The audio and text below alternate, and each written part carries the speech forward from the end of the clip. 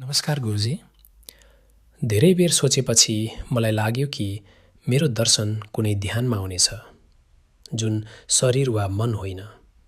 त्यो कुनै ठूलो चमत्कार जस्तो अनुभव हुनेछ। अवश्य पनि तपाईँ प्रयास गर्न सक्नुहुन्छ, तर त्यो अनुभव कसलाई हुनेछ? मलाई र त्यो अनुभव भएपछि तपाईँ कहाँ हुनुहुनेछ? यही, अरू कहाँ? त्यसो भए त्यो पनि त एक आउने जाने अनुभव मात्र भयो, होइन? तर यो दैनिक अनुभवहरूभन्दा भिन्न छ, त्यसैले यो विचित्र वा चमत्कारी लाग्नेछ। त्यो अनुभवभन्दा पहिले पनि तपाईँ हुनुहुन्थ्यो र पछि पनि तपाईँ हुनुहुन्छ। त जुन यो अनुभव भयो त्यो केही अरू नै हो। तर शङ्का हटाउनका लागि यस्तो कुनै अनुभव लिन नसकिने होइन। त्यसमा लामो साधना र धेरै वर्ष लाग्न सक्छ।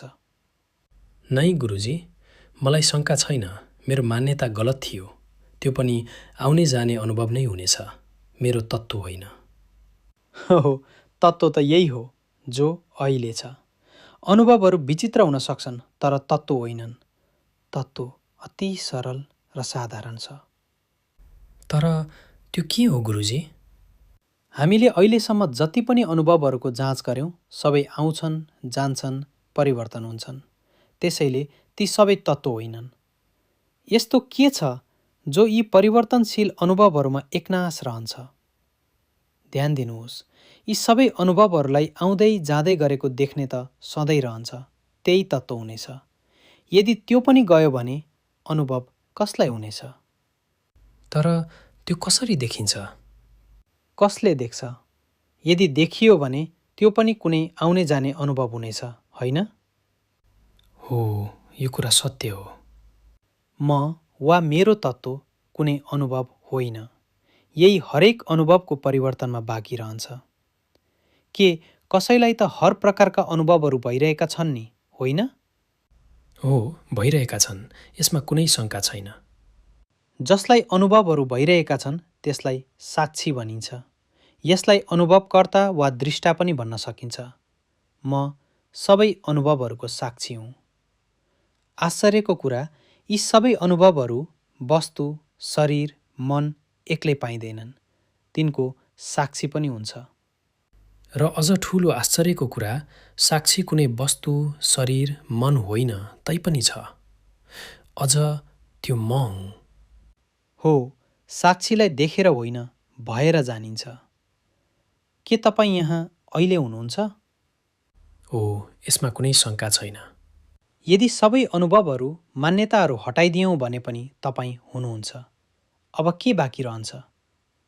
केवल म। तर एउटा कुरा गुरुजी, यो साक्षी धेरै अचम्मको छ, कुनै लुकेको रहस्य जस्तो, र यसलाई जान्न पनि कठिन छ। साक्षी कुनै चिज वा वस्तु होइन, न यो लुकेको छ। यो सधैँ छ, हर समय, हर ठाउँ। के कुनै यस्तो अनुभव वा घटना छ जसको साक्षी नहोस्? सायद यसलाई जान्न कठिन लाग्छ, किनभने तपाईँ यसलाई विभिन्न अनुभवहरूमा खोज्दै हुनुहुन्थ्यो। अनुभव गर्ने साक्षीलाई खोज्नु पर्दैन, यो सधैँ उपस्थित छ। हजुर, यही भएको हो। यहाँसम्म कि मैले कहिल्यै सोचिनँ कि म के हुँ, खोज्न त परको कुरा। यदि तपाईँलाई नभेटेको भए मलाई मेरो तत्त्वको ज्ञान कहिल्यै हुने थिएन। म अलिकति त बुझेँ, तर मलाई आफ्नो बारेमा थप जान्न मन छ। यो साक्षी कस्तो छ, कहाँबाट आयो, र यो शरीरमा कसरी आयो? जान्ने कला मैले तपाईँलाई सिकाइसकेको छु। केही सम्झना छ? हजुर, पुरै याद छ। अनुभव र तर्क। तर मेरो त अनुभव हुँदैन, र त्यो देखिँदैन भने तर्क कसरी लगाउने? धेरै सजिलो छ। अनुभव र तर्कले जान्नुहोस्। तपाईँको मान्यताहरू सही छन् कि छैनन्? जवाफहरू प्राप्त हुनेछन्। कुन मान्यताहरू?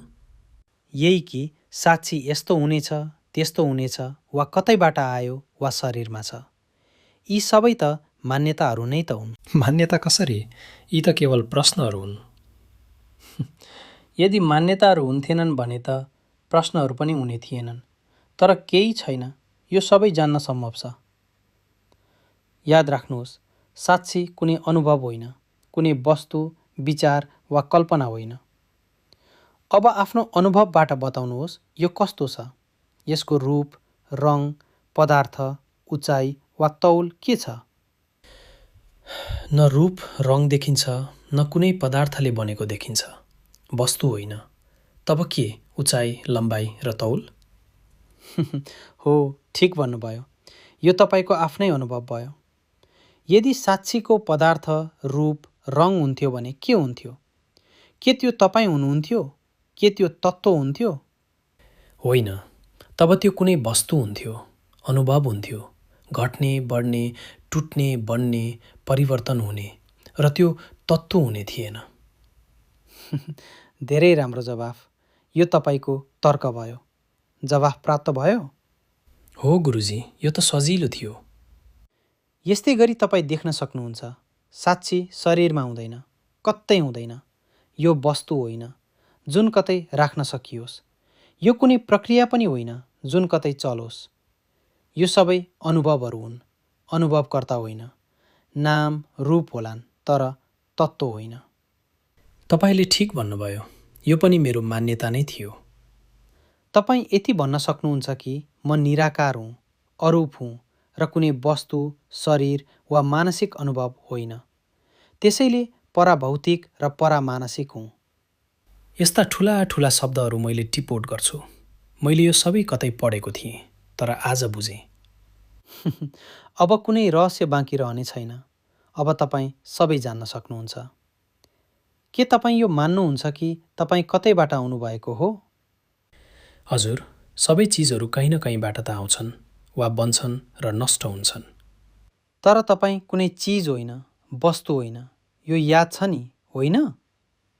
ओह, तर मेरो तत्त्व कतैबाट त आएको होला नि। जब म जन्मेँ तब तत्त्व बनेको होला।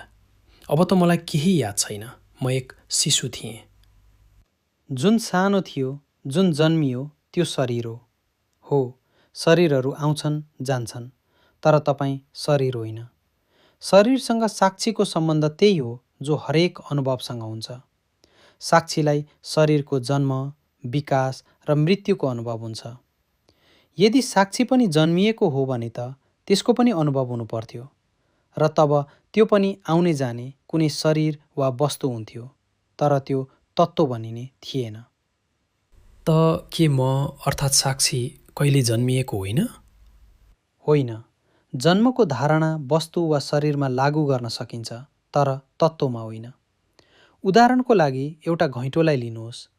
माटो त्यसको तत्त्व हो, र जब माटोबाट घैँटो बन्यो, के तपाईँ भन्नुहुन्छ कि घैँटोसँगै माटोको पनि जन्म भयो?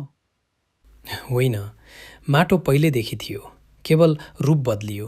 माटो होइन, घैँटो बन्यो।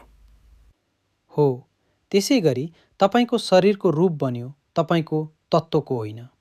तत्त्व अर्थात् साक्षीको बन्ने, जन्मने वा कतैबाट आउने धारणा तार्किक होइन। त्यो तत्त्व हो, आउँदैन, जान्न पनि। यति मात्र भन्न सकिन्छ, यो छ र शरीरहरूको रूप लिन्छ। गुरुजी, त्यसो भए साक्षी न बढ्छ न बुढो हुन्छ र मर्दैन पनि?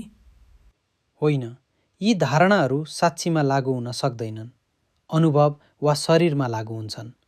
तपाईँ बुझ्न सक्नुहुन्छ जसको न जन्म हुन्छ, न रूप वा आकार छ, न कुनै पदार्थको बनेको छ, त्यसको मृत्युको कुरा गर्नु अर्थहीन हो। त्यसैले हामी भन्न सक्छौँ साक्षी अजन्मा, अजर र अमर छ। यो केवल हुनु मात्र हो। के सबैको तत्त्व यस्तै हो गुरुजी? हो, यदि त्यसको अनुभव भयो वा रूप रङ भयो वा जन्म मरण भयो भने त्यो तत्त्व होइन। सबैको तत्त्व साक्षी नै हो।